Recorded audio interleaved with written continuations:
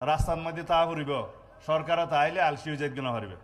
এই এলাকার মানুষের সাথে শুদ্ধ ভাষায় কথা বললে নিজেকে একটু পর পর মনে হয়, দূরের দূরের মনে হয়। আমরা ট্যাক্স বাড়িয়েছি মদের উপরে, আমরা ট্যাক্স বাড়িয়েছি সিগারেটের উপরে, যা মানুষের জন্য ক্ষতিকারক। কিন্তু আমরা সামাজিক মাধ্যম সহ বিভিন্ন নিউজের মধ্যে দেখলাম একটি খবর। সেই খবর? বিরোধী দল দেখলাম বলছে যে এই বাজেট তারা মানে না, গণবিরোধী বাজেট মানে না।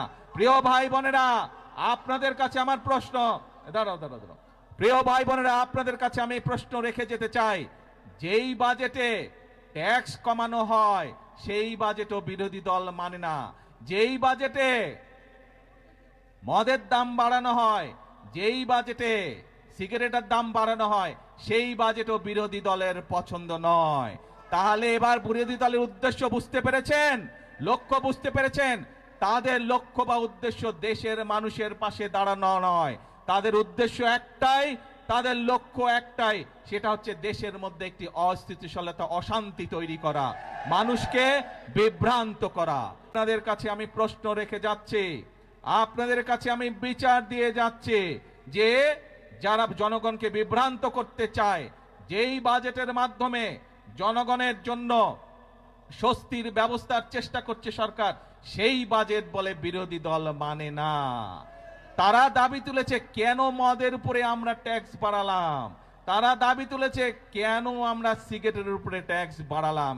এই তাদের দুঃখ, তাদের কষ্ট। কেন বর্তমান সরকার ৬০টি নিত্য প্রয়োজনীয় দ্রব্যমূল্যের ট্যাক্স কমে দিল, এই হচ্ছে তাদের দুঃখ। তাহলে কি এরা জনগণের বন্ধু হলো? জনগণের বন্ধু তারা হলো না। প্রিয় ভাই বোনেরা, আজ সময় এসেছে কারা জনগণের বন্ধু এবং কারা জনগণের বন্ধু নয়, এইটি সঠিকভাবে নির্ণয় করতে হবে।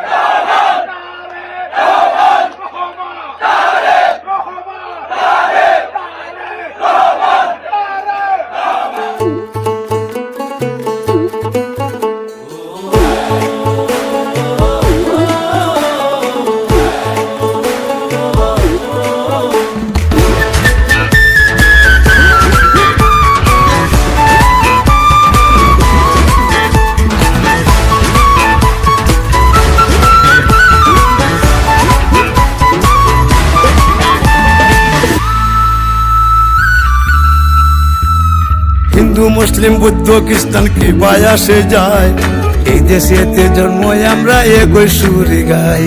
বাংলাদেশি হইয়া আমরা কি নানা ছড়া